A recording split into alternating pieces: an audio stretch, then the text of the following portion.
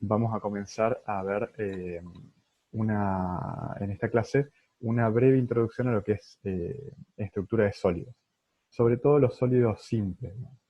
Vamos a ver cómo son las estructuras cristalinas, qué estructuras cristalinas pueden tener eh, metales, por ejemplo, metales simples, los metales más comunes que- que conocemos, tanto, por ejemplo, metales alcalinos como metales de transición. Y vamos a avanzar, esas serían sustancias simples, y vamos a avanzar muy poquito más. Yo les voy a mostrar algunos ejemplos un poquito más complejos, más complicados, estructuras más complicadas, pero básicamente nos vamos a quedar con estructuras de algunas sales que son muy típicas y hasta ahí vamos a llegar. Y vamos a ver algunas correlaciones que puede haber entre los sólidos y sus propiedades. Entonces, yo les voy a compartir ahora la pantalla. Así iniciamos.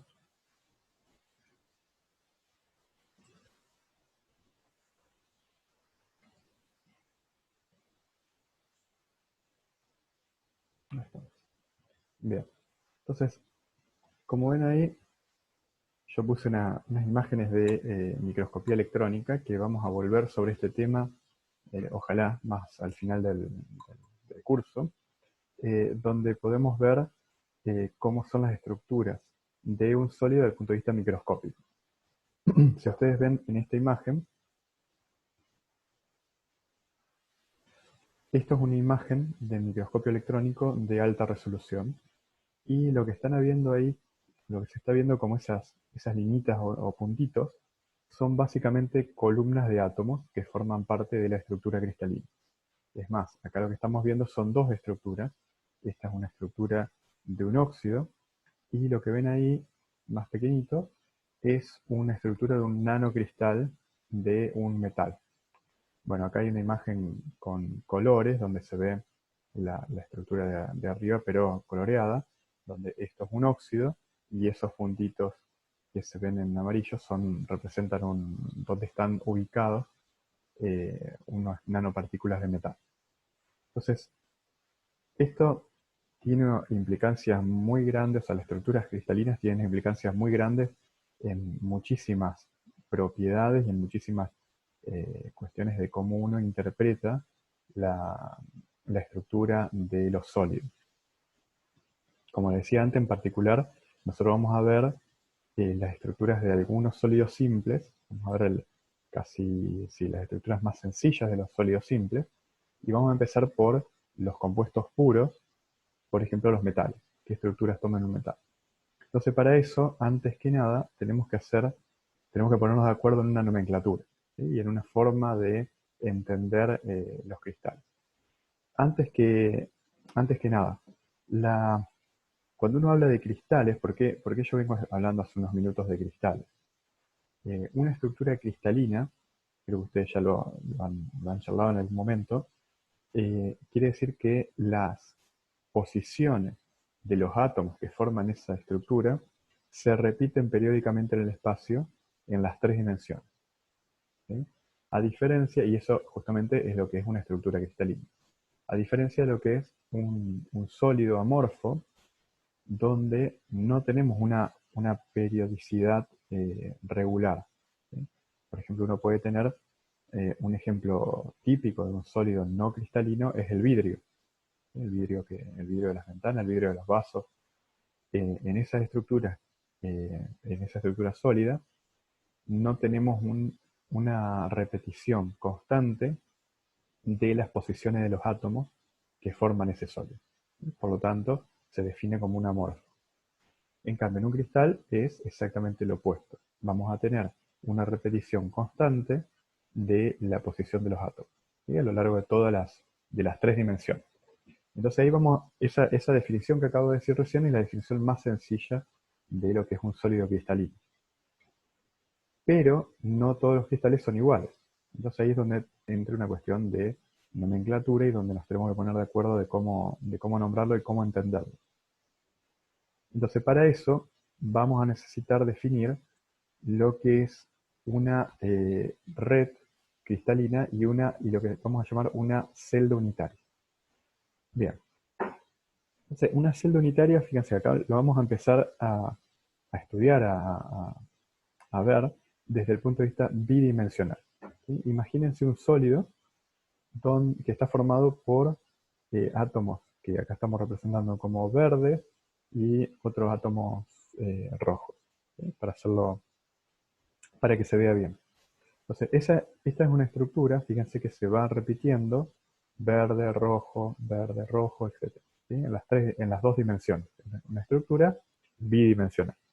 Entonces, la pregunta acá que nos tenemos que hacer es cuál es la mínima dimensión, cuál es la celda unitaria, ¿sí? Cuál es la mínima cantidad de átomos que me permite representar este sólido, ¿sí? Bidimensional, o esta estructura, mejor dicha, bidimensional. Para eso, para que cumpla esa premisa, yo tengo que seleccionar una región de esta estructura bidimensional y si la desplazo en cualquier sentido del eje, en cualquier sentido de esta estructura bidimensional, me tiene que volver a representar el sólido. Entonces, supongamos que elegimos esta pequeña parcela, donde tenemos estos cuatro átomos. Fíjense que si yo desplazo esa estructura, ¿sí? La desplazo para acá abajo, este átomo verde se va a superponer con el rojo, y este rojo se va a superponer con el verde, y este que estaba originalmente rojo va a pasar acá, y este verde va a pasar acá. Por lo tanto, fíjense que no está representando la misma estructura que tenía antes, que tenía esta forma, cuando yo le hago un desplazamiento en este sentido. Si lo hago en este sentido, pasa lo mismo. Por lo tanto, esta no es una celda unitaria, no me está representando el sólido. Vamos a agarrar una parcela más grande, me vengo al ejemplo de la derecha. Me agarro toda esta región. Si yo desplazo esta región para arriba, ¿sí? Acá está un poquito cortado el sólido, pero fíjense, si yo desplazo este cuadrado, este verde, a ver si me siguen, estos dos verdes que están en las esquinas, van a ocupar estas posiciones. Estos dos rojos van a ocupar esta posición. O sea que, fíjense que esta estructura sí me está representando el sólido. Si yo lo desplazo, cumple con volver a representar el sólido. ¿Cuál es el problema? Que no es la mínima parcela que yo puedo elegir. Está bien, porque me representa el sólido. Ante cualquier traslación que yo haga, va a seguir representando el sólido, pero no es la forma más pequeña que puedo elegir. Entonces tampoco es una unidad mínima, y por lo tanto no es una celda unitaria. Ahora fíjense en esta estructura que está en el medio. ¿Sí? Si yo tomo como representativo esta formita que está acá. Si yo desplazo, ahora en diagonal, si yo me desplazo este cuadradito en diagonal, voy a ocupar esta posición. Y fíjense que me está representando lo mismo que antes. ¿Sí? Entonces, ahora sí, encontré lo que se llama la celda unitaria, la mínima representación de esa estructura periódica bidimensional en este caso. Entonces, ese es el primer mensaje, la primera definición, que es que tenemos que definir lo que es una celda unitaria. Celdas unitarias va a haber un montón. Nosotros nos vamos, acá en esta tabla, esto está sacado tal cual del libro, acá en esta tabla, y ustedes después mírenlo también como las distintas definiciones, vamos a tener distintas celdas unitarias. Ahora estoy pasando a 3 dimensiones, ¿verdad? Entonces fíjense que tenemos la celda unitaria más sencilla que ustedes se pueden imaginar, que es una celda cúbica. En una celda cúbica está representada acá, ¿no? Una celda cúbica, todos los lados son iguales, A, B y C son iguales. Fíjense que acá lo que es el lado, le estamos llamando, le vamos a poner un nombre especial. Cuando uno estudia cristalografía, el lado, esta distancia, ¿sí? Esta distancia, ahora estoy marcando el cubito, esta distancia le vamos a llamar parámetro de red. Es la distancia entre dos átomos que forman esa estructura cristalina. ¿Sí? Y fíjense que también otro parámetro importante es el ángulo que forman entre esos lados. Entonces, en el caso de una estructura cúbica, todos los lados son de 90 grados. típico de un cubo. Voy a pasar a antes de ver la hexagonal, voy a pasar a ver la tetragonal. Fíjense que en la tetragonal, está acá simbolizada, tengo un prisma ahora donde dos lados son iguales y uno es distinto, pero de vuelta los ángulos son de 90 grados. Algo, bueno, puedo pasar después a estructuras más complicadas, ahora sí voy a ir a la hexagonal que está acá al final, acá sigue en la tablita, donde hay lados que son distintos, pero perdón, acá estoy simbolizando, lados que son distintos, pero sobre todo tenemos un ángulo distinto, tenemos 120 grados acá. ¿Sí? Bueno, y así podemos seguir, la monoclínica, la ortorrómbica, la romboédrica y demás son distintas estructuras. Nosotros en este curso, ¿sí?, en este capítulo del libro que vamos a estudiar, nos vamos a quedar básicamente con las estructuras cúbicas y un poquito de hexagonal.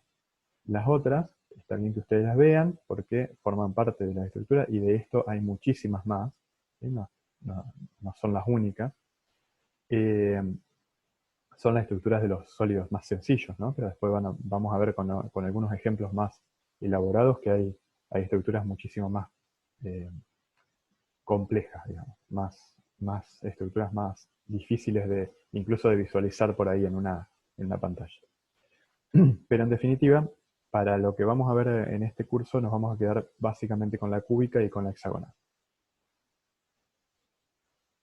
Bien, vamos a empezar a ver la estructura cúbica simple, la celda unitaria, una estructura cúbica simple. Entonces, para estas estructuras para la estructura cúbica vamos a ver tres representaciones que son las más típicas. La celda cúbica simple, ahora dentro de un ratito quiero que trabajemos con el JMOL, yo voy a cambiar la pantalla y ustedes, si pueden hacer lo mismo.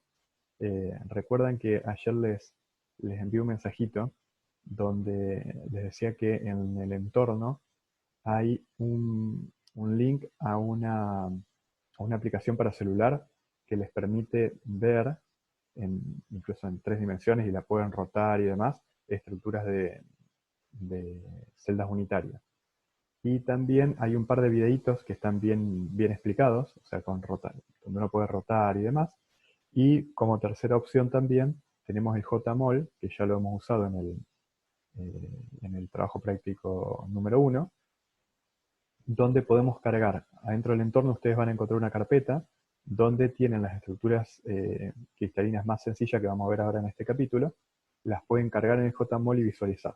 Eso yo lo voy a hacer dentro de un ratito para que lo veamos todos juntos. Bien, entonces vuelvo sobre las estructuras cúbicas simples. La estructura cúbica más simple que podemos tener es un cubo, una celda unitaria cúbica simple. Y como su nombre lo indica, cada uno de los átomos va a estar ocupando posiciones en un vértice de un cubo. Y el parámetro de red va a ser esta distancia. Usualmente se le llama a esta distancia A. Pero bueno, eso depende por ahí de la bibliografía también. Pero usualmente esta distancia es el parámetro de red A. Fíjense que en este caso vamos a tener, voy al caso del medio, donde tenemos una estructura cúbica centrada en el cuerpo. Ahora tenemos también los átomos ocupando posiciones de los vértices del cubo, pero tenemos un átomo ocupando una posición del centro del cubo. De vuelta, el parámetro de red es A.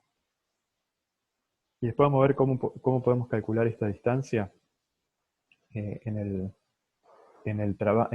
la guía, en el coloquio, en la guía de problemas del coloquio, hay algunos ejemplos de cálculos de esto. Esto para empezar, pero es básicamente geometría simple, ¿no? Sacar estas distancias.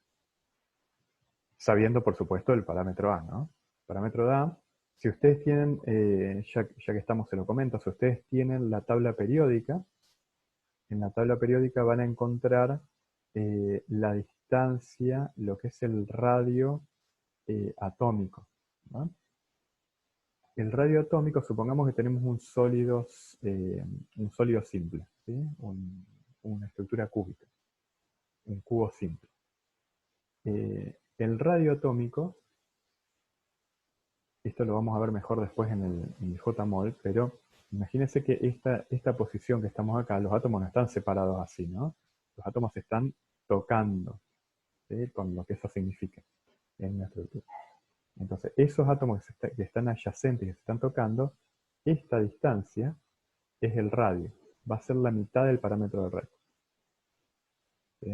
Acá sería útil tener un poquito el pizarrón, pero voy a tratar de hacer un dibujito rápido acá en la pantalla. Entonces, imagínense que yo tengo un átomo acá, y me va a quedar más chico este. Aquí lo puedo mover. No me deja mover.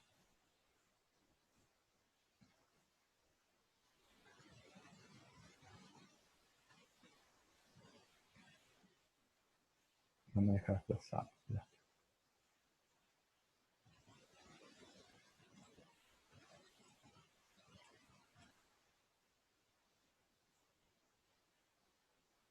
Estoy tratando de dibujar acá los atomitos.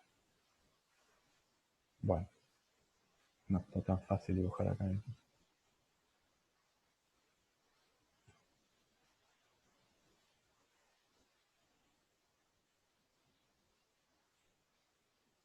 Lo que les... voy a borrarlo de vuelta porque no me gusta cómo queda. Le voy a dejar más. Lo que les estoy tratando de representar acá es que este átomo, que va a estar acá, y este átomo que va a estar acá en esta posición del otro vértice, fíjense que el parámetro de red es la mitad, ¿sí? A ver si puedo poner una flechita. ¿Sí? Este radio atómico va a ser la mitad del parámetro de red.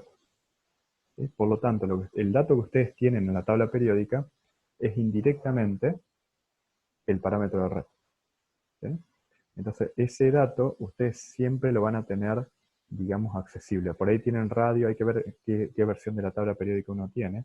Por ahí uno tiene el radio o por ahí tiene el diámetro. Si ustedes tienen como dato el diámetro, en una estructura cúbica simple, básicamente el diámetro va a ser el parámetro de red, igual el parámetro de red. ¿Bien? Bueno, espero que se haya entendido.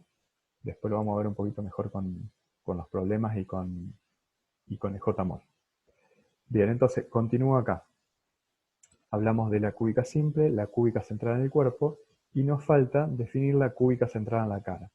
En la cúbica central en las caras, fíjense que, de vuelta, los, eh, los átomos siguen estando en los vértices del cubo, pero ahora voy a tener un átomo en cada cara de este cubito. Fíjense que es parecido a tener un dado, ¿verdad? Acuérdense por favor de preguntar por el chat cualquier cosa que no se entienda o cualquier duda. Bien, entonces, acá tenemos definidas las tres estructuras cúbicas simples. Vamos a hacer un poquito más. Entonces, ¿de dónde salen estas estructuras cúbicas simples? Ahora tenemos que aplicar un poquito la imaginación eh, y fíjense que esto lo podemos interpretar muy bien como empaquetamiento compactos de esferas.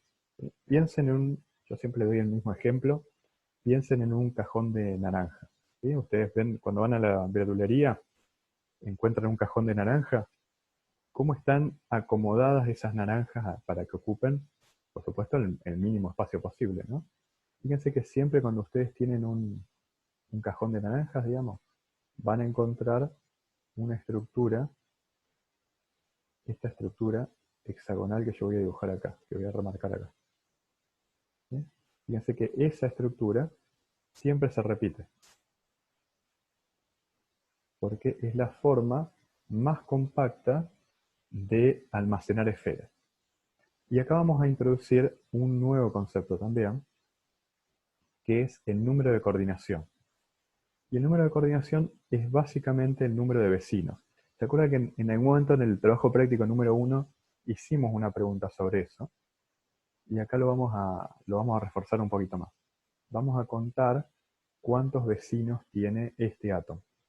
Fíjense, estamos hablando de una sola capa de átomos. ¿Sí? Fíjense que ese este átomo va a tener 6 vecinos. ¿Sí? Si yo agarro este átomo ahora, voy a tener también 6 vecinos en el mismo plano. Por lo tanto, para esta estructura bidimensional tengo una sola capa de átomos, la coordinación de cualquiera de estos átomos va a ser 6. Tiene 6 vecinos que están en contacto. ¿Sí? Si yo miro este átomo, este está en contacto acá, este está en contacto acá, etc. Ahora, este no está en contacto directo. ¿Sí? Está más lejos, es lo que se llama un segundo vecino y por lo tanto no forma parte del número de coordinación de ese átomo. Bien, si yo ahora quiero hacer una segunda capa, quiero apilar sobre esta primera capa de esferas, de naranjas por ejemplo, quiero poner una segunda capa.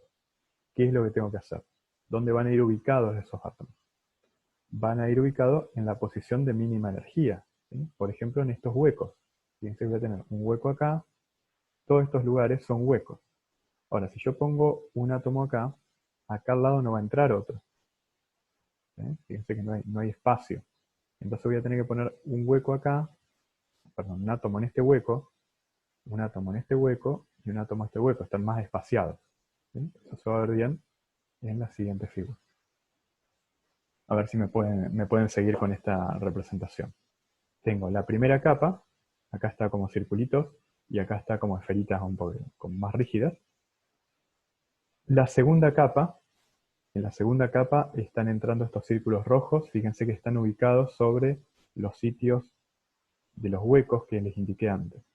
Entonces esa sería la segunda capa. De vuelta en la segunda capa tengo una estructura hexagonal, ¿sí? Porque es la forma más compacta de apilar esferas. Entonces fíjense que vamos a seguir esta nomenclatura. La primera capa la voy a llamar A. La segunda capa, que es la roja, es B. Ahora, cuando quiero poner la tercera capa, me surgen dos opciones.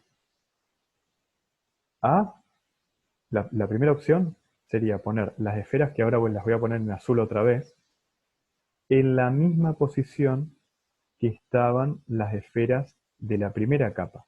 ¿Sí? Fíjense que este átomo, yo lo puedo ver para acá abajo, ¿sí? Lo puedo trasladar a la primera capa y va a ocupar la misma posición de la primera capa. Por lo tanto, esto es lo que se llama un apilamiento AB-AB.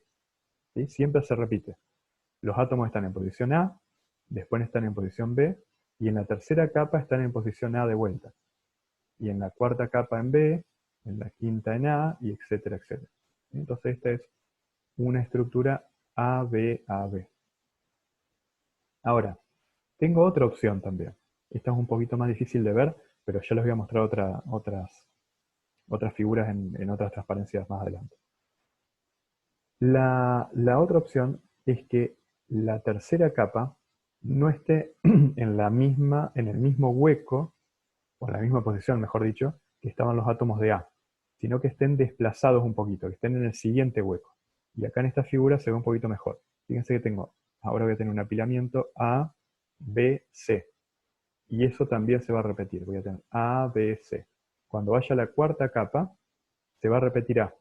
Cuando vaya a la quinta, B. Cuando vaya a la sexta, la posición C. ¿Sí? Entonces, de vuelta, cuando yo quiero apilar sólidos de la forma más compacta posible, de vuelta a un cajón de naranjas, tengo dos opciones. Primero, siempre van a estar en esta estructura tipo panal de abejas, ¿no? Pero ahí me surgen dos opciones. Puedo tener un apilamiento AB-AB o ABC. Y eso va a dar origen a dos estructuras cristalinas diferentes, que ya las hemos visto, pero ahora vamos a ver de vuelta. Entonces, los voy a mostrar con este dibujito para ir de vuelta. Para que quede lo más claro posible. Yo sé que esto, mirando en una pantalla, no es tan fácil, pero vamos un poquito de vuelta. Estructura de capa A. La segunda capa está en estos huecos. Ahora, la tercera capa puedo estar ocupando, fíjense, esta esfera roja está acá, y fíjense que debajo hay una esferita roja también. En este caso, esta sería la estructura AB-AB, pero me daba la otra opción, que es que en vez de ocupar este sitio, la tercera capa, ocupe estos sitios. Entonces ahora me parece la A, B, C. Es lo mismo, esta imagen es la misma que la anterior, un poquito, bueno, visto de otra forma, ¿no? Cuando yo apilo estas estructuras A, B, A, B, va a surgir lo que vimos, la celda unitaria hexagonal. ¿Sí? Entonces en la celda unitaria hexagonal tenemos en la primera capa A, en la segunda capa B y en la tercera capa A de vuelta. Y esto es lo que llamamos estructura celda unitaria hexagonal. Acá está representada con palitos y bolitas más chiquitas. Si vuelven a la tabla, si vuelven a la tabla que vimos hoy, van a ver que esta era una de las estructuras que vimos. Y muchos metales, ¿sí? Muchos metales de transición eh, adquieren esta estructura hexagonal. ¿Qué pasa ahora con la estructura que dijimos que era la ABC? ABC. Vamos a mirar de vuelta. Teníamos la primera capa A, la segunda capa B, la tercera capa C, y por lo tanto la que está más abajo también tiene que ser igual a C, ¿no? Ahora, fíjense lo que vamos a hacer. Esto hay que mirarlo con bastante cuidado. Esta estructura que vimos recién de apilamiento, la vamos a girar 90 grados. ¿Sí? ¿Me siguen acá? La giramos 90 grados y fíjense qué es lo que ocurre. Esta estructura girada es una estructura cúbica. Si yo sigo los puntos de los vértices, dibujo un cubito. ¿Y qué es lo que me surge? La que vimos como estructura cúbica centrada en las caras.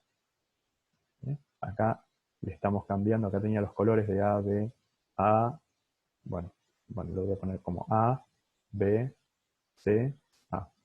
Fíjense que es la misma estructura que una estructura cúbica centrada en las caras.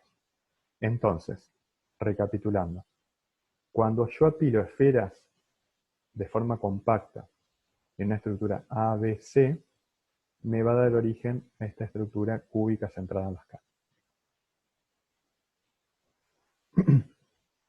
Vamos a ver a continuación las dos estructuras que vimos antes, pero ya ahora con más como bolitas tridimensionales. Y estas son las estructuras que no son compactas, no es la forma más compacta de apilar un sólido. La primera es la más sencilla de todos, es el cubo simple.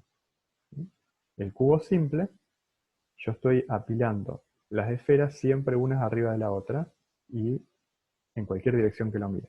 Ahora, fíjense que queda un montón de huecos. Entonces, esta estructura, la cúbica simple, es la menos compacta de todas. Es la que más hueco deja. Acá les dejo una preguntita, lo vamos a ver a continuación. Esto es importante para cuando uno lo estudia. Y la siguiente estructura, que tampoco es la más compacta, es la estructura cúbica centrada en el cuerpo. Fíjense que acá también dejamos un montón de espacio libre. ¿Sí? Esto está dibujado acá como que no se tocan, pero se pueden tocar también.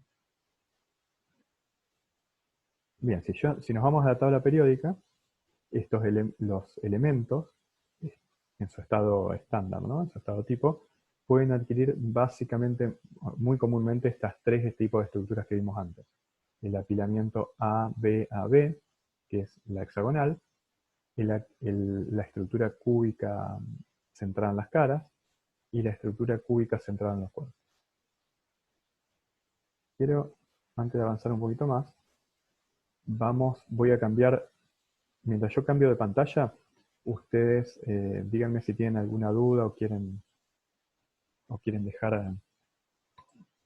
hacer alguna consulta de lo que estuvimos viendo hasta recién. Pueden preguntar por el chat. Yo voy a abrir ahora el JMOL. Quiero que veamos lo que vimos recién, pero quiero trabajarlo un poquito en el JMOL.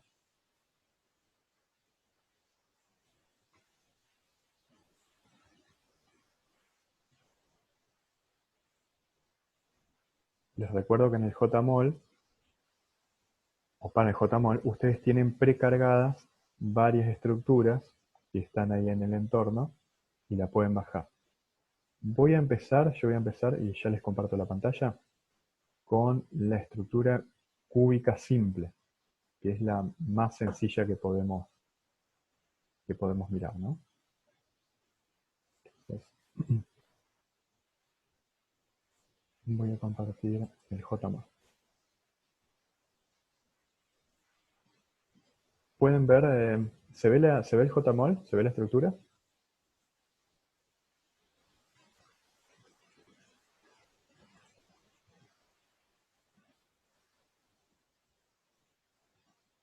Acá dice que sí, perfecto. Bien, entonces, lo que hice fue abrir el JMOL y cargué la estructura que se llama cúbica, cúbica nada más, cubic.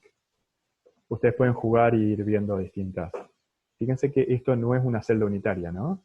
Tengo más átomos de lo que necesitaría. La celda unitaria serían, por ejemplo, estos cuatro, y los cuatro que están acá abajo. Esto sería una celda, una estructura cristalina de 3 por 3, fíjense, 3 átomos por 3 átomos. Bien, entonces, esto simplemente es para que ustedes lo puedan visualizar un poquito mejor. Les repito, tienen, tienen esta herramienta, tienen la herramienta esta que les pasé para el celular y tienen los videitos que están en el entorno también, como para estudiar. Bueno, una de las cosas importantes, lo primero importante que tenemos que ver acá, es lo que les decía antes del parámetro de red. Entonces, el parámetro de red es la distancia entre los centros de los dos átomos adyacentes. ¿Sí? Ahora, recuerden que estamos mirando un cubito, el cubito más chiquito que podamos, que para mí sería este acá. Entonces, si yo miro esta distancia, o esta, cualquiera, va a ser el parámetro de red. Fíjense que estas esferas se están tocando, por lo tanto, la distancia entre los dos átomos, entre los centros de los dos átomos, entre los núcleos, va a ser el parámetro de red. Y a su vez, la mitad del parámetro de red va a ser igual al radio de ese átomo. Y como les decía antes, ustedes van a la tabla periódica, van a encontrar listados, por ejemplo, los radios atómicos. ¿Sí? Justamente los radios atómicos se miden de esta forma para los sólidos simples. Bien, otra observación que tenemos que hacer en esta estructura cúbica simple es que no es la estructura más compacta. ¿Sí? Como les dije recién, fíjense que deja un montón de huecos. ¿Sí? Tenemos un montón de huecos en la estructura. Una estructura que no es la más compacta y por lo tanto, fíjense, piénsenlo de otra forma, y esto hay varios problemitas en la guía de coloquio, esto está relacionado con la densidad, ¿sí? Una propiedad intensiva que es la densidad de los elementos. Cuanto más compacto sea el elemento, cuanto la estructura cristalina sea más compacta, su densidad va a ser mayor. ¿Sí? Porque estoy poniendo mayor cantidad de masa por unidad de volumen. Y la siguiente observación, y ahora tenemos que trabajar un poquito, es en el número de coordinación. A ver si me siguen. Voy a marcar, voy a observar este átomo. Este átomo está acá. ¿Cuántos vecinos tiene tocando este átomo? Si yo miro los vecinos que están en este plano, tengo este y este. 4 átomos en el mismo plano. ¿Sí? Estos, fíjense, este que está un poquito acá, no está tocando. Fíjense que hay hueco entre medio. Por lo tanto, este no es un primer vecino. No forma parte de su número de coordinación. Entonces, en el mismo plano, tengo 4 átomos. Ahora, ¿qué es lo que pasa? Esto se está repitiendo. ¿Sí? ¿Y qué significa eso? Que yo tengo un átomo acá arriba y un átomo acá abajo que está tocando. Los otros, fíjense que los otros no lo están tocando. Yo podría incluso tratar de tratar de visualizar el átomo que está ahí en el centro, que sería el más representativo. Lo que pasa es que no es tan fácil, ¿no? Porque se bloquea la vista. Pero, de vuelta, voy a tener 4 átomos en el mismo plano, un átomo por arriba que lo está tocando y un átomo por abajo. Por lo tanto, la coordinación de un cubo, de una estructura cúbica simple, va a ser 6, de un átomo de una estructura cúbica simple.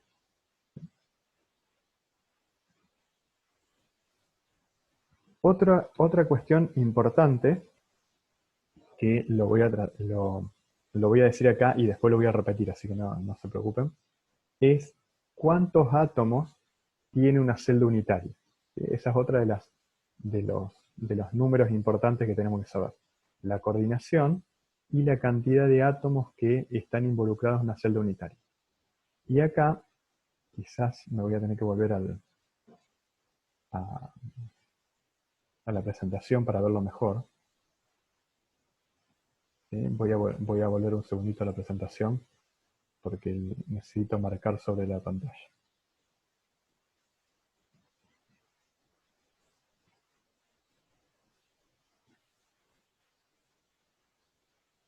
Ya les comparto la pantalla, ¿no?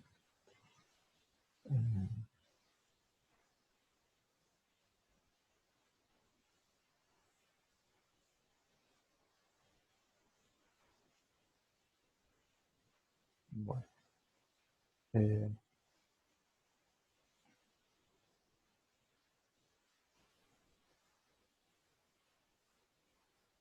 lo voy a mirar acá que va a ser más fácil. Entonces, estábamos en la estructura cúbica simple. Entonces, fíjense que yo voy a dibujar acá un cuadradito y quiero que me traten de seguir.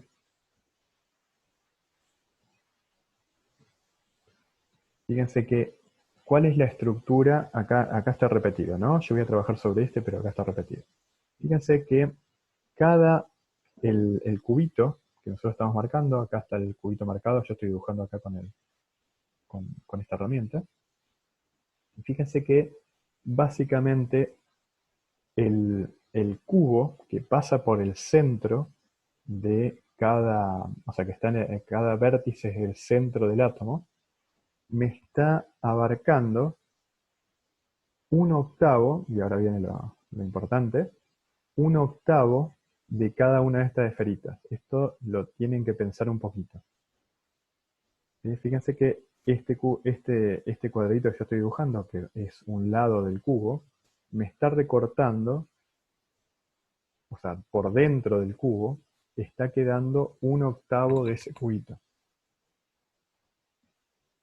Esto, de vuelta, lo tienen que pensar, medítenlo. Yo sé que es difícil de transmitirlo acá por la pantalla, pero es importante que entiendan esto. De vuelta, yo estoy acá recortando, fíjense que queda como un cuarto de este cubo, ¿sí? Como un cuarto de este círculo, pero si ustedes lo miran en 3 dimensiones, lo que está quedando acá es un octavo de este cubo, de esta esfera. Un octavo de esta esfera, y etcétera, etcétera. ¿Cuántos átomos tiene este cubo? ¿Sí? En su vértice tiene 8. Y yo en la celda unitaria estoy tomando un octavo de cada átomo. Por lo tanto, esta estructura cúbica simple contiene un átomo.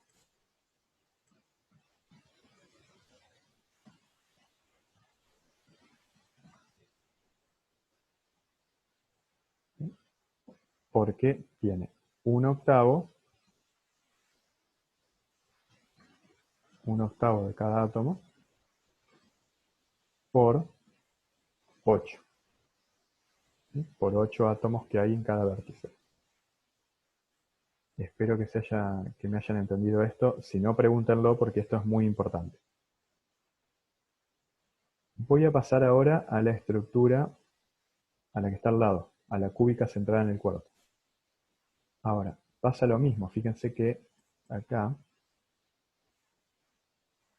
yo voy a tener también el cubito, ¿sí? Está recortando un octavo de cada uno de los átomos que están en el vértice, que son 8. Pero, ¿qué es lo que pasa? Este cubo también involucra totalmente el átomo central. Por lo tanto, cuál va a ser la cantidad de átomos que tengo en esta estructura cúbica central en el cuerpo? Voy a tener 1/8 por 8, que está en el vértice, más un átomo completo, que es el que está en el centro. ¿Sí? Este átomo completo, el que está en el centro acá, lo estoy contando completamente. ¿Sí? Entonces, fíjense que la estructura cúbica central en el cuerpo contiene 2 átomos. ¿Sí?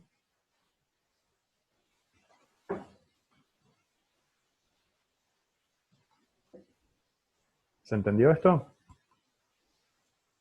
Yo voy a suponer que ustedes lo entendieron y voy a pasar, pero piénsenlo, trabajenlo y si no se entendió me dicen ya, lo retomamos, a ver si lo podemos transferir bien.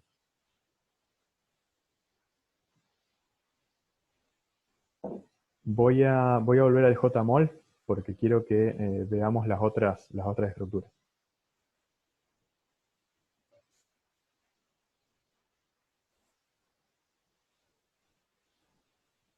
No sé si hay preguntas. No.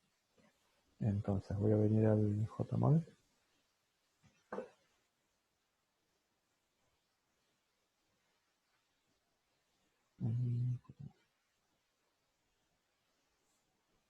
Bueno, ya vimos la estructura cúbica simple.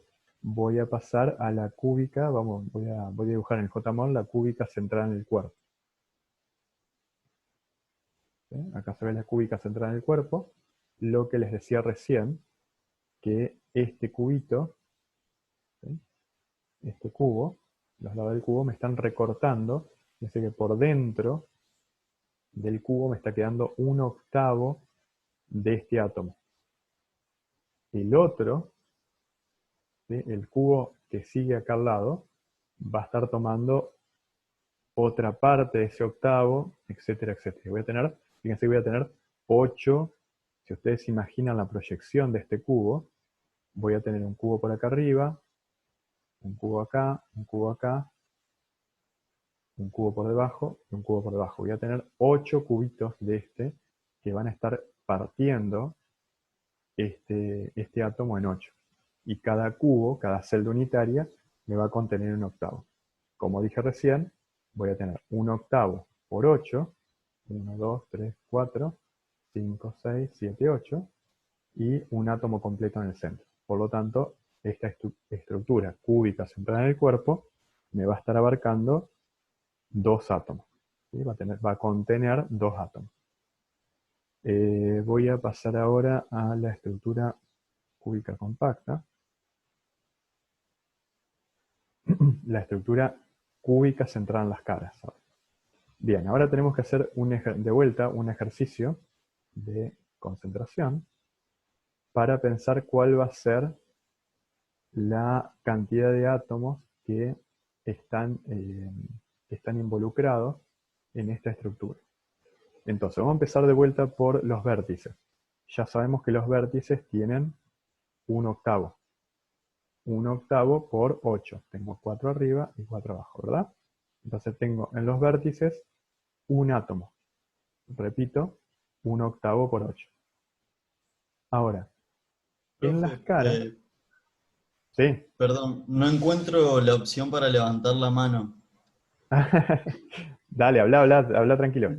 Eh, no, lo que te quería preguntar es, ¿por qué se cuenta, digamos, de esa manera y no se cuenta todos los átomos en general que se ve a simple vista?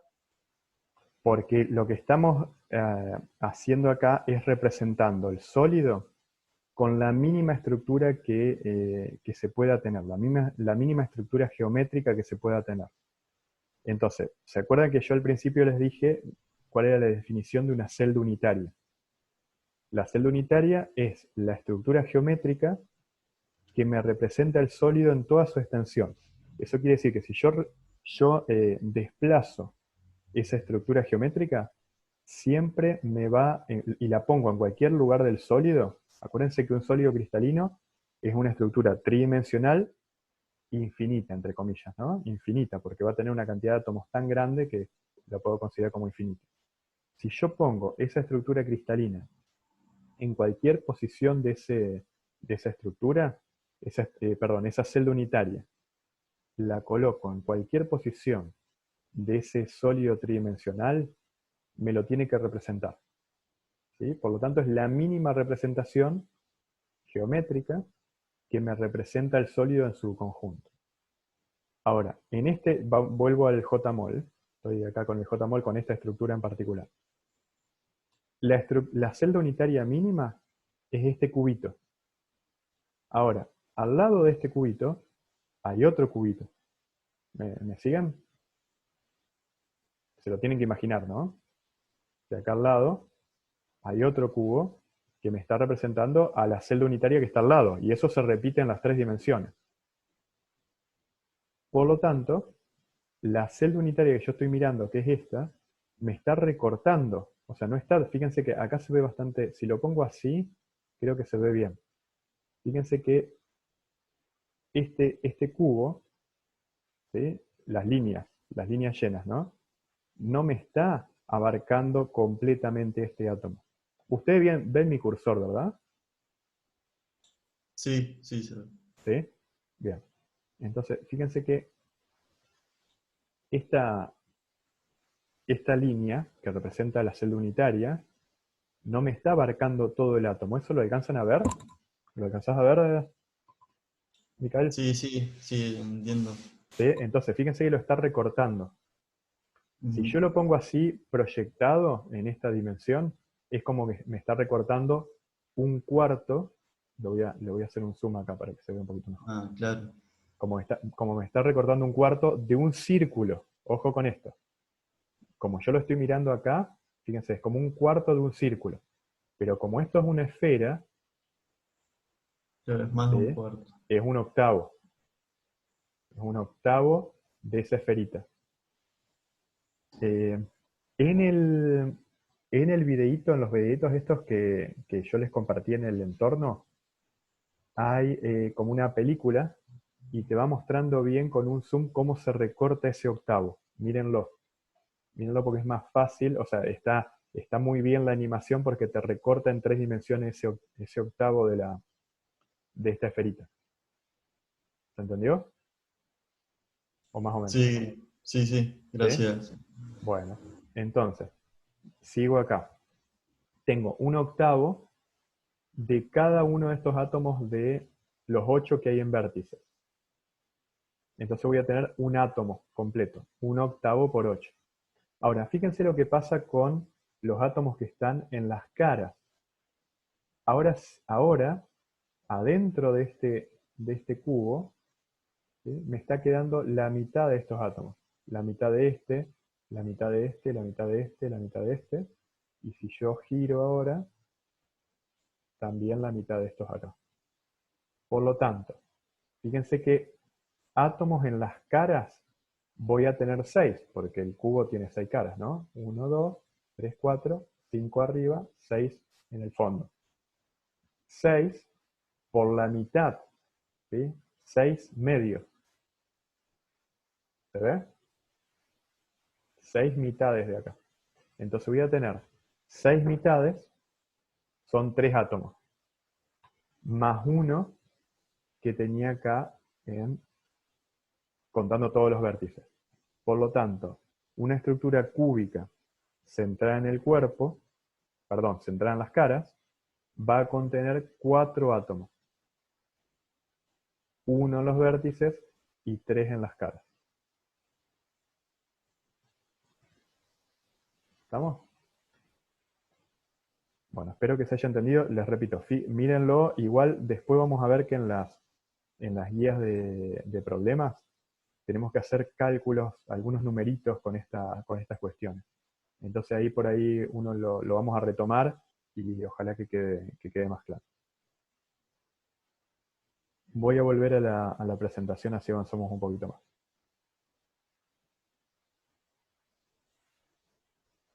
Acá.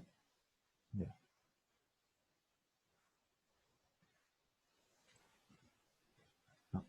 compartir más. Entonces,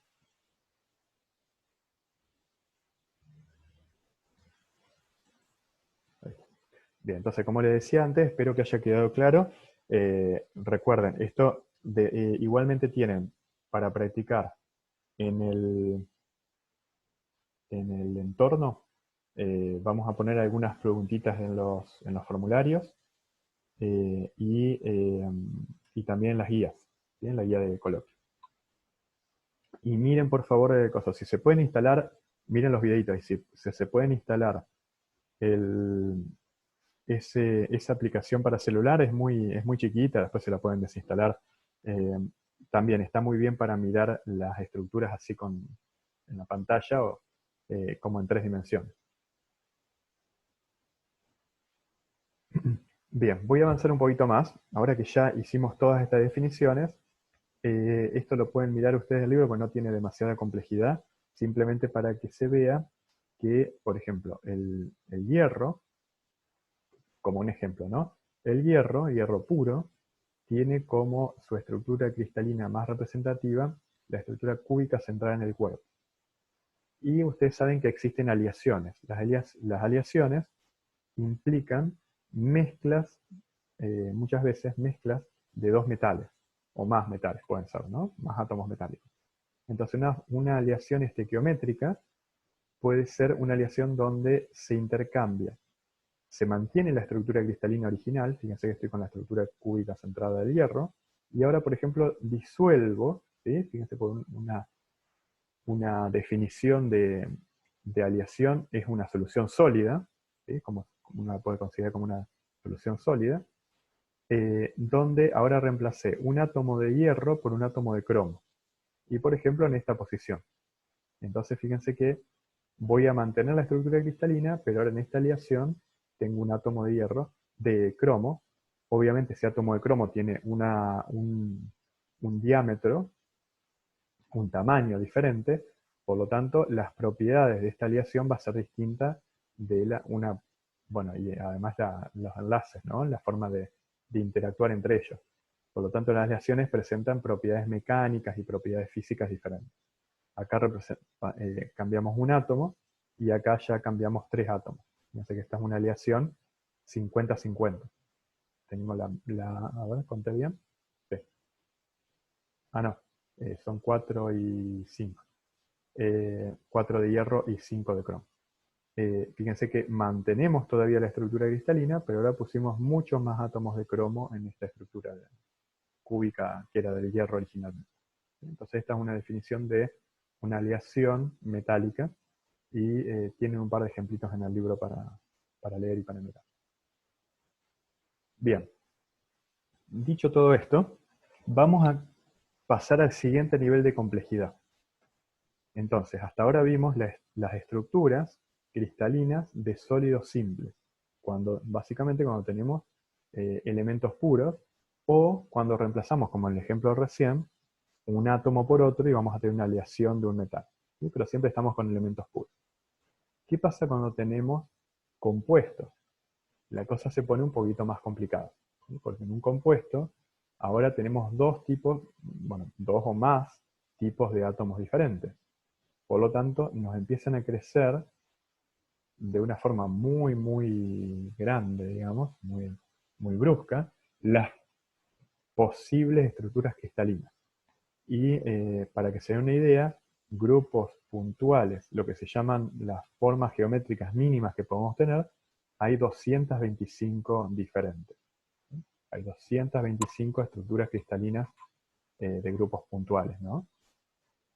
Que pueden definir distintos tipos de sólidos, de los más sencillos. Entonces, fíjense que se crece muchísimo las posibilidades de generar estructuras cristalinas a partir de sólidos compuestos. En nuestro curso vamos a llegar solamente a 2 estructuras de estas más complicadas, que van a ver que son prácticamente una extensión de lo que vimos recién para las estructuras de elementos simples. Entonces tampoco es tan complicado, pero bueno, un poquitito más complicado. La primera estructura, que es muy típica, muy típica y muchísimos compuestos toman esta estructura, es la estructura de sal de gema. Ustedes van a ver en el libro que le llama sal de gema. En eso por ahí es una cuestión de traducciones. Nosotros por ahí en español lo tratamos más como la estructura del cloruro de sodio. Por ejemplo, cuando uno dice este sólido tiene la estructura de cloruro de sodio. ¿Por qué? Porque va a tener esta estructura típica de sal de gema de cloruro de sodio. Y ahora no es tan fácil como antes. Si antes era un poquito complicado ver la celda unitaria, ahora es un poquito más difícil. ¿Sí? Fíjense que yo tengo que obtener la mínima representación geométrica. Recuerden que si la traslado en el espacio me sigue representando el sólido. Y lo que ustedes están viendo acá en la pantalla es justamente esa celda unitaria. ¿Sí? Necesito toda esta cantidad de átomos que ustedes ven acá de cloruro de sodio para representar al sólido completamente. De vuelta, repito, esta es la celda unitaria. Una cosa muy importante de las celdas unitarias en sólidos compuestos. Me tienen que representar la estequiometría del sólido. Entonces, si yo tengo cloruro de sodio, que es un átomo de cloro, o sea, la relación estequiométrica es 1 a 1, la celda unitaria mínima que yo elija tiene que representarme esa estructura geométrica. Se los dejo para que ustedes practiquen este problema, que cuenten cuántos átomos, ¿sí? Recuerden los medios, los octavos, los completos, etc. Que cuenten cuántos átomos hay de sodio y de cloruro en esta celda unitaria. Y que verifiquen que la relación estequiométrica es 1 a 1.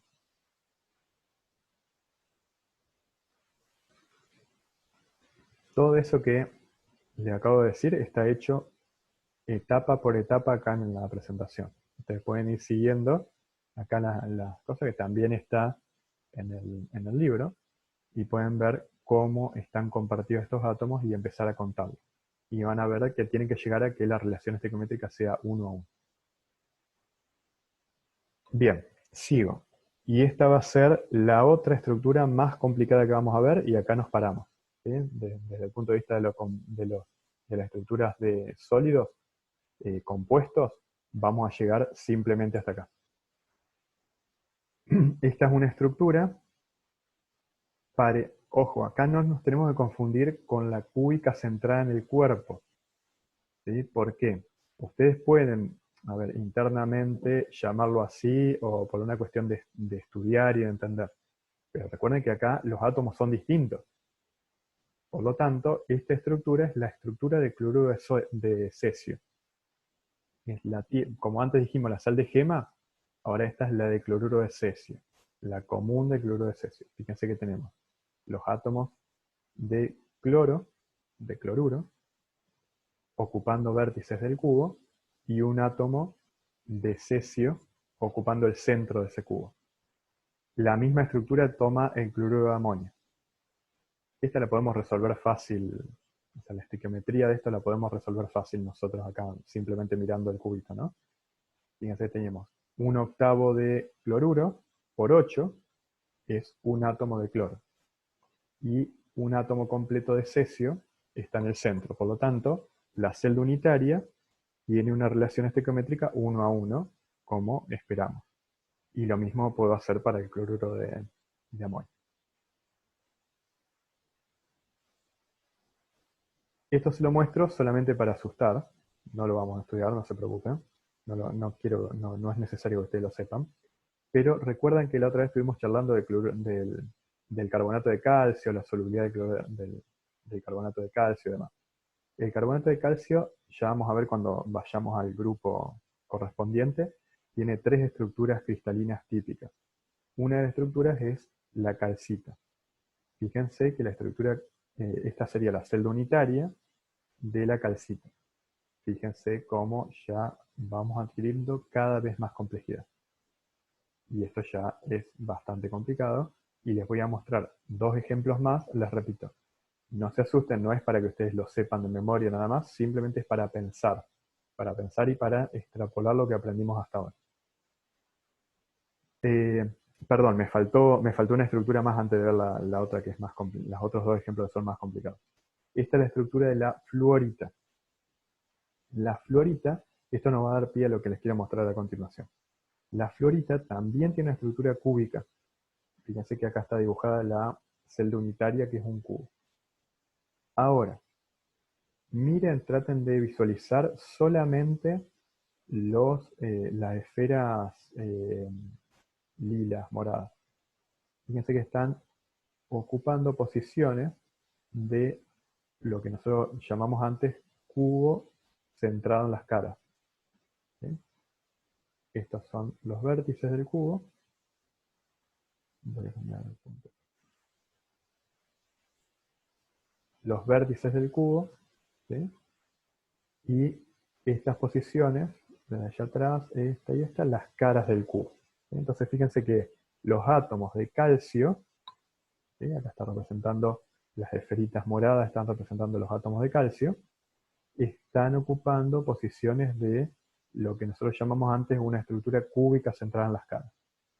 Recuerden que la estructura cúbica centrada en las caras es para un sólido simple, o sea que ojo con esta, no lo extrapolen tan fácilmente, ¿no? Es simplemente para visualizarlo mejor.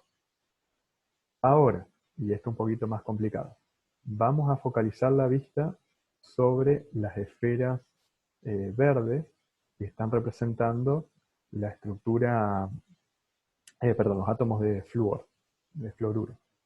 Si ustedes trazan acá unas líneas imaginarias, van a ver que esos átomos de flúor están representando un cubo.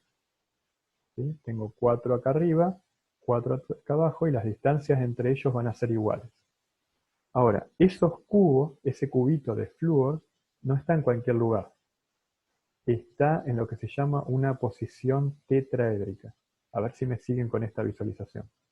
Este átomo de flúor tiene como vecino estos dos por arriba y estos dos por abajo de forma perpendicular. ¿Sí? Estos dos y estos dos. Y fíjense que esa estructura, esa pequeña estructura que está acá, es como un tetraedro. Por lo tanto, lo que se dice es que este átomo de flúor está ocupando una posición tetraédrica de esta estructura más grande. De vuelta, podemos ver la estequiometría. Fíjense que dentro del cubo tengo 8 átomos de flúor. ¿Sí? Y ahora, sí, está bien, 8 átomos de flúor. Y ustedes también tienen que ver cuántos átomos de calcio están compartiendo esa estructura y tienen que representar la estequiometría. ¿Sí? Voy a avanzar un poquito más. Y ahora sí, les muestro esto, lo que les quería mostrar antes. Estas fases más complicadas, que les repito, no es que ustedes las tienen que saber, sino es simplemente para presentar el problema y para que se entienda después cuando hagan Inorgánica 2, los que estudian licenciatura en química, bueno, y la parte de análisis cristalográfico que se hace con una técnica, con varias técnicas, pero una de las técnicas más comunes se llama difracción de rayos X. Cuando ustedes estudien estas estructuras van a volver sobre estos sólidos más complejos. Entonces, dos de los sólidos más complejos, más comunes de los complejos, o sea, el siguiente nivel de complejidad son lo que se llaman fases ternarias, donde tenemos átomos que forman parte de la estructura cristalina, tipo A, tipo B y tipo X. Por ejemplo, las perovskitas. En las perovskitas vamos a tener esta estructura. Voy a pasar rápido por acá. Mírenlo del libro, les repito, esto no es algo que ustedes tengan que memorizar, ni mucho menos, solamente para presentar el problema. Fíjense que acá tenemos los átomos que están representados en rojo, formando un cubito. Si prestan atención acá hay líneas que conectan los átomos rojos como un cubito, que ahora están en el centro de estas estructuras octaédricas formadas por los átomos verdes en los vértices. Y a su vez tenemos el átomo A en morado acá en el centro. Entonces, esta estructura, fíjense que tenemos una estructura octaédrica en cada uno de los vértices de un cubo y un átomo central que sería la especie A. Y esa estructura es la celda unitaria de una estructura de perovskita. Voy a pasar a la siguiente. Y la otra, que es un poquito más complicada incluso, que es la estructura de espinela. En este caso, la espinela tiene una relación estequiométrica A, 2 de B y 4 de O. Generalmente son óxidos mixtos. Por ejemplo, acá hay un ejemplo, un óxido mixto de aluminio y magnesio. En este caso vamos a tener un cubo más grande y vamos a tener estructuras tetraédricas. Estos son más difíciles de ver, ¿no? Estructuras tetraédricas ocupando huecos junto con estructuras octaédricas. Y todo esto que ustedes ven acá es la celda unitaria. ¿Sí? Bien. Esto solamente, les repito, para presentar el problema. Bien. Con esto más o menos terminamos, o sea, esta parte tiene que ver con toda lo que son las estructuras cristalinas que vamos a ver en este curso. Las más comunes, y van a ver que esta cuestión se va a repetir a lo largo de los capítulos que estudiemos más adelante, cuando estudiemos los compuestos de cada grupo de la tabla periódica. Entonces, cuando nos encontremos con un sólido, vamos a decir que ese sólido tiene, por ejemplo, si es por ejemplo, un metal de transición, vamos a decir, mira, este metal tiene una estructura cúbica centrada en el cuerpo. Este otro tiene una estructura hexagonal. Y ustedes ya van a saber a qué referirse, ¿no? Y también cuando veamos algunos sólidos compuestos, o sea, algunos compuestos. Pueden ser sales, pueden ser óxidos mixtos, etcétera, etcétera. Entonces vamos a decir, por ejemplo, este sólido tiene la estructura de la fluorita. Y ustedes ya van a saber a qué nos referimos cuando decimos eso. ¿Sí? Bien, todo lo que vimos recién tiene que ver con una cuestión geométrica, básicamente de estructura. Vamos a pasar a ver dos temitas más. Ya con eso vamos terminando. Pero esto requiere mucha práctica. Más allá de lo que yo les explique ahora, lo tenemos que trabajar mucho y lo tienen que trabajar mucho ustedes con los problemas, resolviendo problemas. ¿Sí? Y esto suele traer algunos inconvenientes a la hora de resolverlo. Muchas veces yo me encuentro con que a los alumnos les cuesta un poquito resolver, por supuesto, no a todo el mundo, ¿no? Algunos lo sacan más fácil, otros les cuesta un poquito más resolver este tipo de problemas.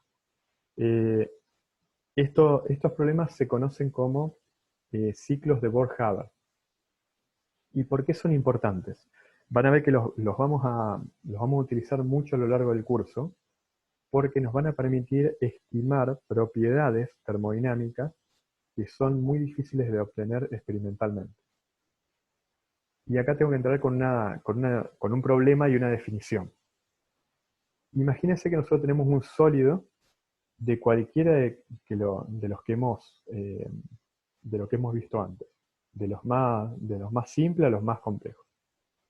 Y yo quiero saber cuál es la energía, lo que llaman bueno, por eso les decía que hay una definición, que es la energía de red, la energía de esa red cristalina. O sea, ¿por qué los átomos prefieren estar en una posición así ordenada en una estructura cristalina tridimensional, en un sólido cristalino, ¿no? ¿Qué es lo que los hace eh, permanecer en esa estructura? Y eso lo vamos a definir como la energía de red, y está representado acá matemáticamente, en forma de ecuación y de función termodinámica, que va a ser la entalpía, la energía de esa red cristalina. Y se define como la energía que yo necesito para arrancar, fíjense cómo está definido, ¿no? ¿Cuánta energía tengo que involucrar para arrancar el catión, que forma parte de ese sólido, y el anión, y llevarlos a fase gas? Imagínense que yo tengo un cloruro de sodio, saco un cloruro, lo llevo a la fase gas de la estructura cristalina, ¿no? Saco un catión sodio y lo llevo a la fase gas. ¿Cuánta energía me requeriría eso? Fíjense que es importante notar acá que cada uno de los átomos que forman parte del sólido mantiene su estado de oxidación en la fase gas.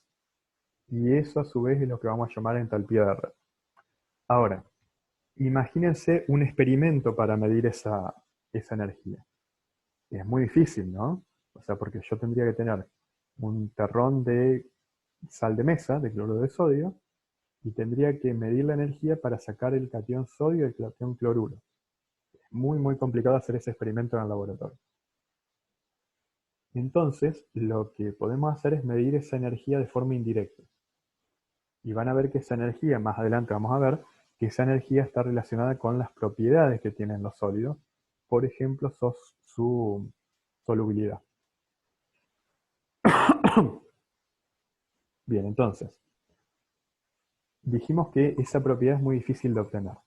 La vamos a obtener de forma indirecta. ¿Cómo hacemos para obtenerla de forma indirecta? Vamos a utilizar lo que se llama un ciclo de Born-Haber. Y esto ya lo vimos, ya lo mencionamos al principio de las clases, en clases anteriores, que tiene que ver con una propiedad termodinámica de las funciones de estado.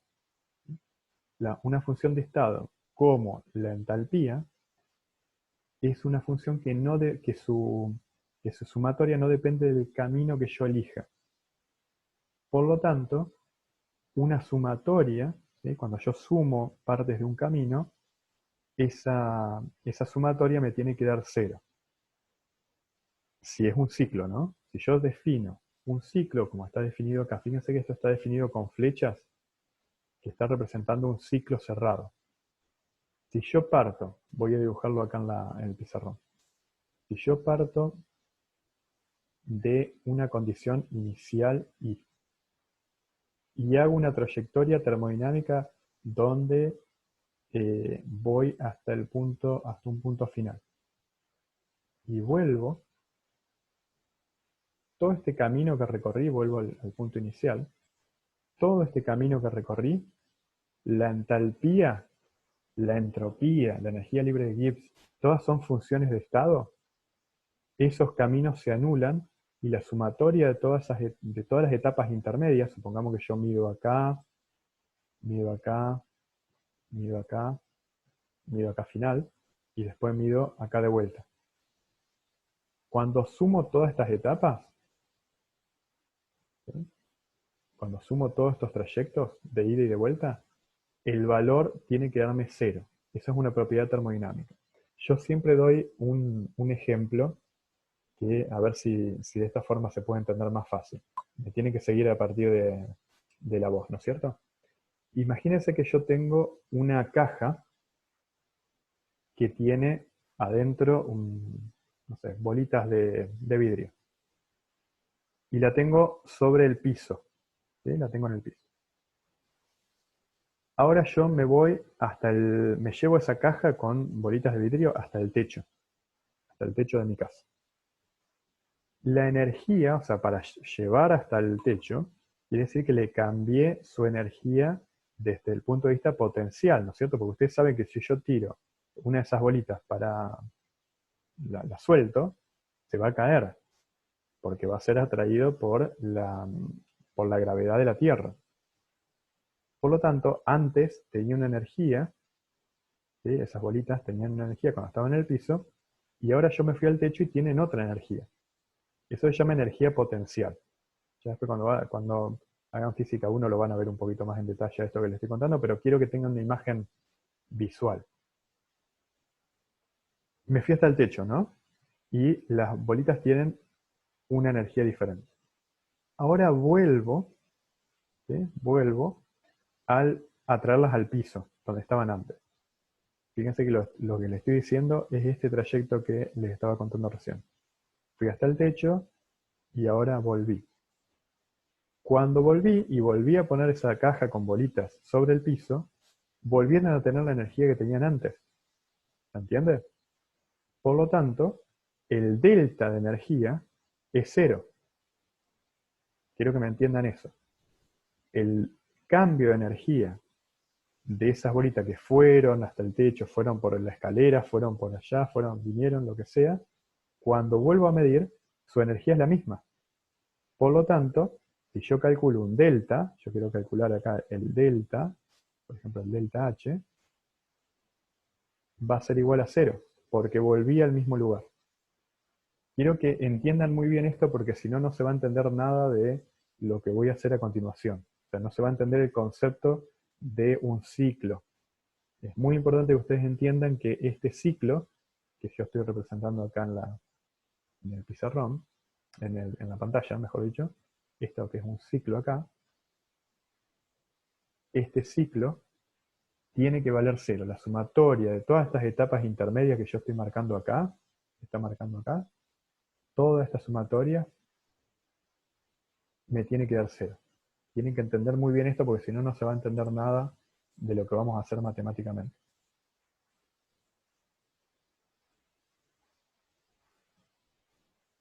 Bien. Entonces, dicho todo esto, ¿sí? Entendido de que un ciclo, cualquier función termodinámica hecha en un ciclo tiene que ser igual a 0. Vamos a proceder a ver cómo hacer un cálculo. Fíjense, si y ahora entra un poquito el truco de trabajar con un ciclo. Fíjense que si yo defino todas posiciones intermedias en un ciclo, y como yo sé que la sumatoria de todas estas etapas, fíjense, la sumatoria de todas estas flechitas me tiene que dar 0.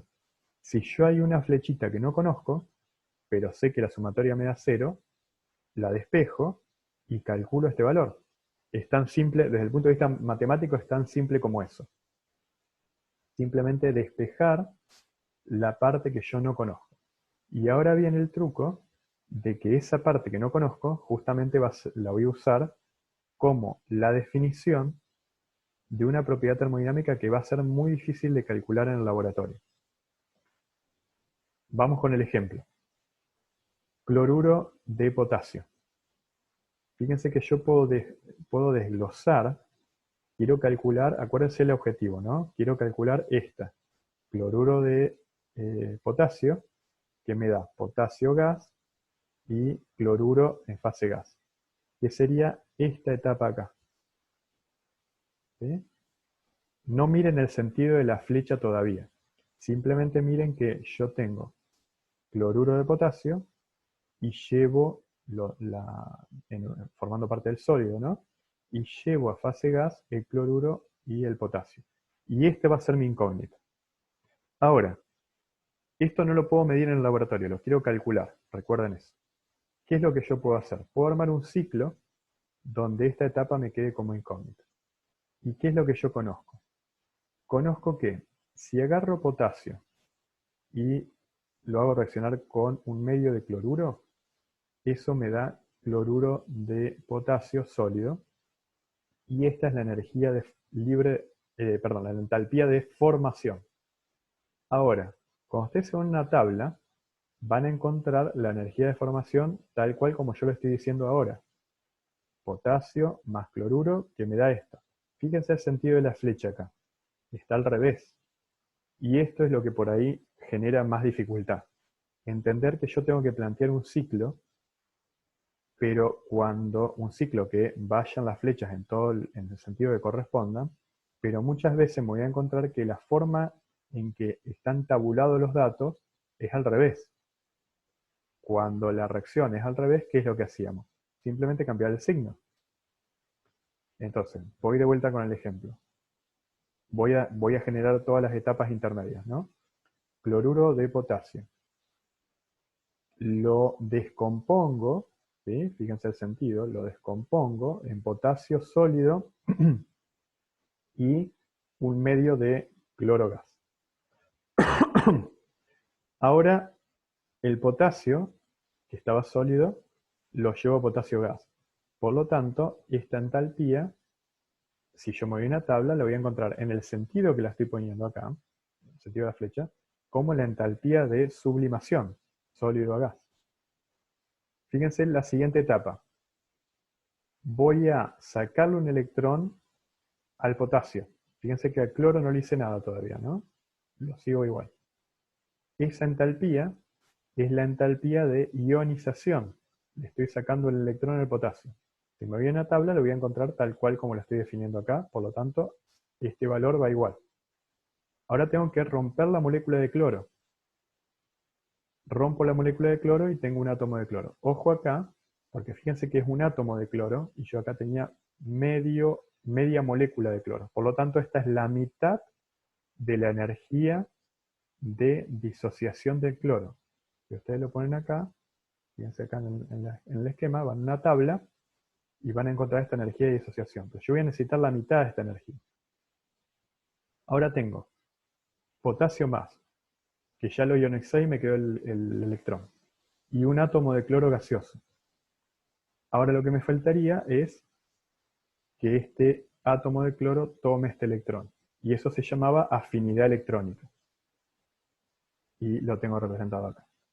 Entonces, fíjense que a través de todas estas etapas intermedias, me quedé con un átomo de potasio positivo, gaseoso, y con un átomo de cloruro, ¿sí? Un anión cloruro, también gaseoso. Y la etapa que me falta es la etapa que yo quiero calcular, que está acá en verde. Ahora, noten que el sentido de la flecha es generando un ciclo. Si yo planteo una flecha acá al revés, eso ya no es un ciclo. Entonces, si yo hago bien este planteo de las flechitas, haciendo un ciclo, y luego voy a las tablas y veo que la forma que yo estoy planteando acá es el menos, o sea, la inversa de la energía de formación, tengo que cambiar el signo al valor que encuentro en la tabla. Si veo acá que voy a una tabla y veo que la energía de sublimación del potasio está tal cual como yo lo estoy planteando, pongo el mismo valor. ¿Estamos? Bien. Acá tienen resuelto este problema, y lo tienen resuelto también tanto en el libro como en esta transparencia.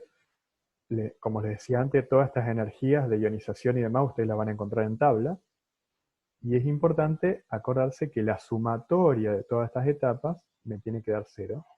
Por lo tanto, yo voy a despejar este valor y voy a calcular esa energía.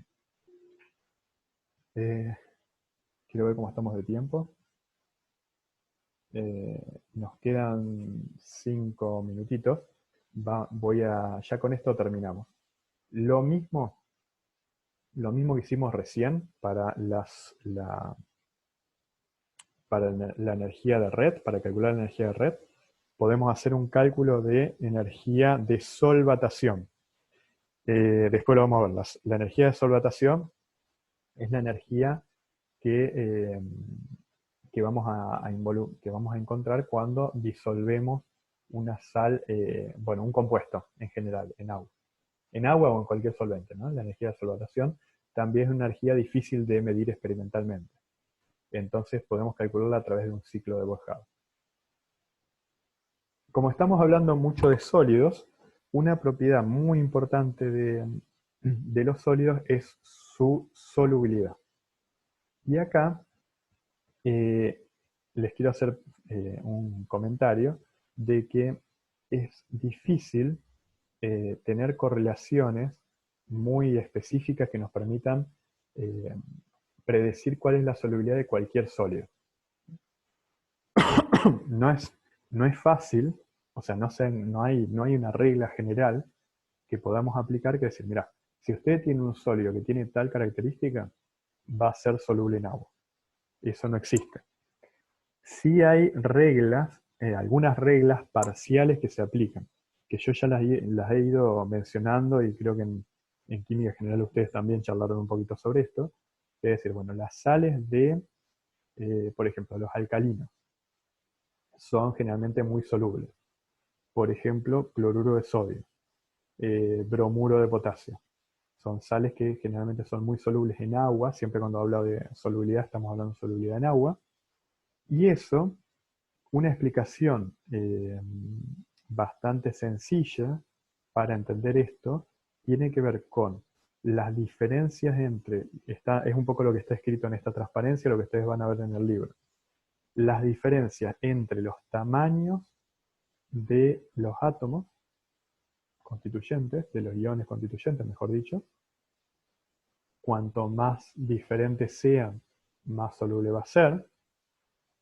Y por otro lado, la, eh, el carácter iónico de ese sólido. Y eso lo vamos a ver a partir de este ejemplo. Bueno, todo lo que le acabo de decir está representado en esta figura. No voy a entrar en demasiado detalle porque ustedes lo pueden ver del libro, pero solamente estas son las correlaciones que les decía recién. Lo importante acá es que esa energía de hidratación tiene que ser lo suficientemente grande como para que el sólido se disuelva. Y eso uno puede encontrar correlaciones cuando mira cuanto más diferentes son los tamaños de los átomos.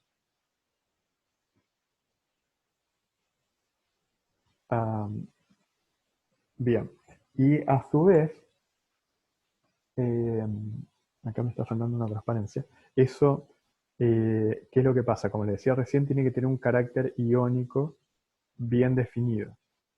Por ejemplo, y esto es una cosa que lo podemos visualizar después, lo vamos a hacer con un ejemplo. Si ustedes miran la solubilidad del cloruro de sodio versus cloruro de plata, el cloruro de sodio es una sal muy soluble, mientras que el cloruro de plata, ustedes saben que es muy poco soluble. Si ustedes miran los radios iónicos del sodio, el cloruro es el mismo, ¿no? Si miramos sodio versus plata, van a ver que no hay una diferencia significativa entre esos tamaños. Sin embargo, un sólido es muy soluble y el otro es poco soluble. Y ahí es cuando les decía recién que es muy difícil hacer eh, correlaciones muy extendidas. O sea, es decir, esta es una regla general. Si los tamaños son distintos, van a ser solubles. No. Y el ejemplo típico para entender esto es el del cloruro de plata. ¿Y por qué? ¿Cómo se interpreta esta falta de solubilidad? Porque no está cumpliendo con la siguiente condición, que es que el sólido sea netamente iónico. Eso quiere decir que el cloruro de plata tiene cierto carácter covalente y por ese motivo no alcanza con las diferencias de radio, sino que el sólido es poco soluble debido a que no se comporta o no tiene un carácter netamente iónico. Bien, eh, y para terminar con este tema, ya estamos casi en hora, eh, lo último que nos falta ver es las propiedades de conductividad de los sólidos. Y para esto tenemos que entender dos cosas. Bueno, yo acá lo planteé como problema y vamos a ver cómo resolver estas cuestiones. Fíjense, esto es temperatura versus conductividad eléctrica. Un metal, está representado acá en verde, un metal disminuye un poquito su conductividad cuando aumenta la temperatura, no tanto, pero la disminuye un poquito.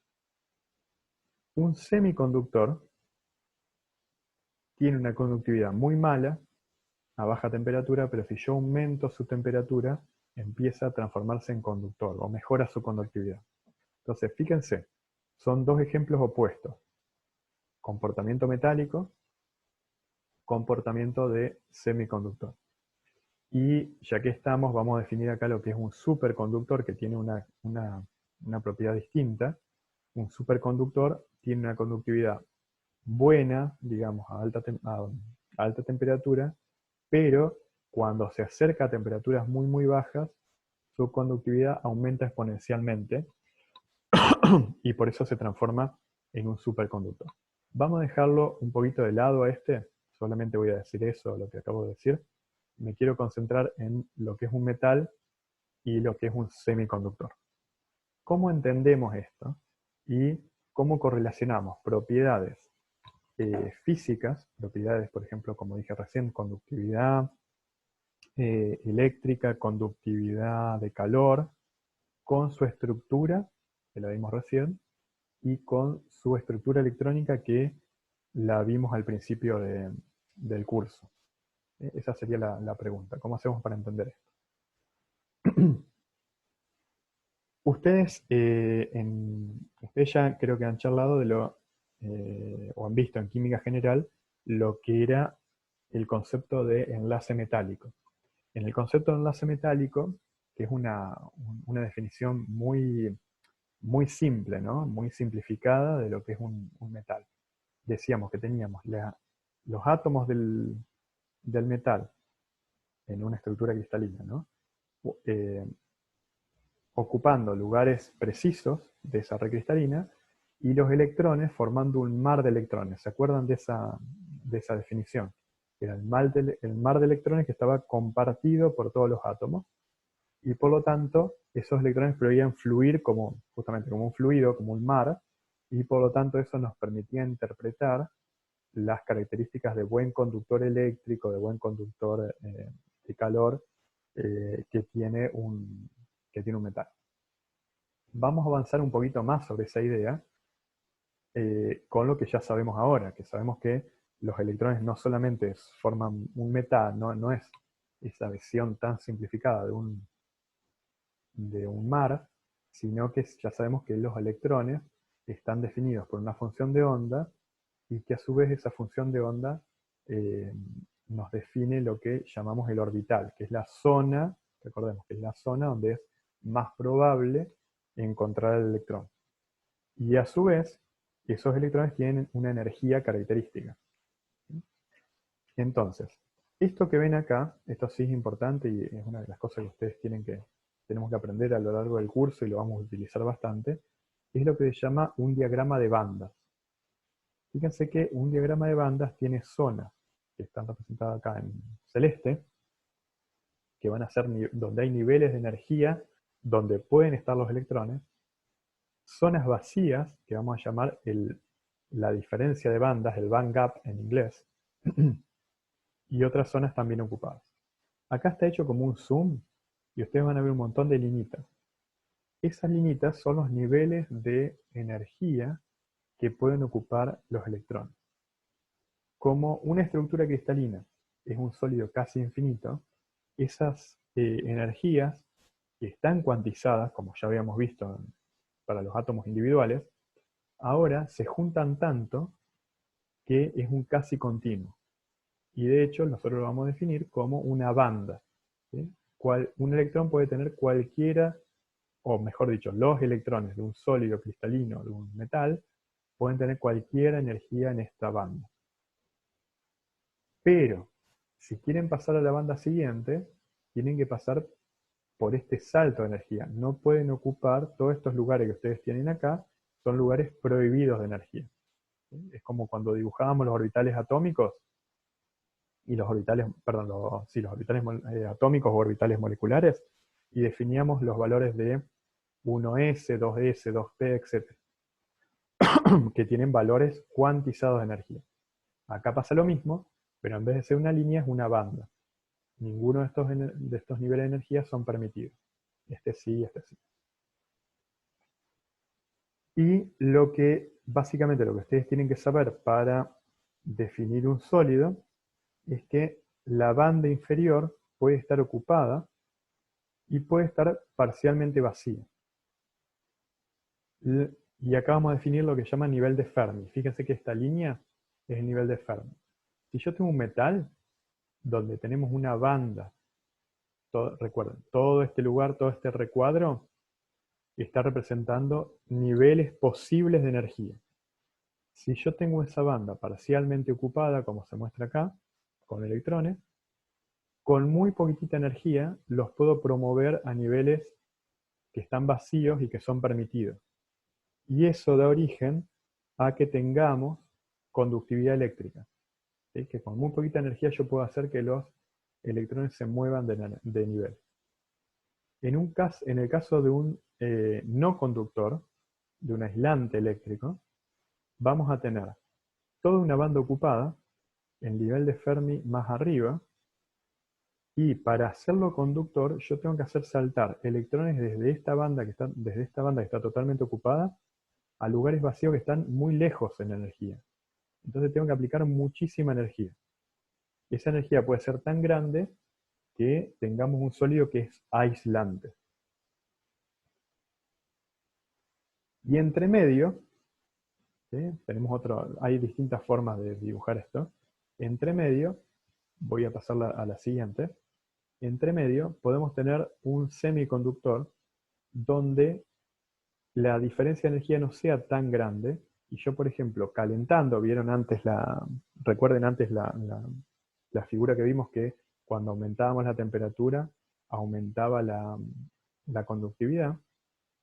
Si yo promuevo térmicamente algunos electrones de este nivel de conducción, eh, perdón, de esta banda de valencia a esta banda de conducción, ¿sí? Promuevo un poquitito de electrones, esta banda son niveles permitidos, y recuerden que todo lo que está acá entre medio son niveles no permitidos. Puedo tener lo que se llama un semiconductor. La promoción de electrones puede ser térmica, ¿sí? Puedo calentar el material y generar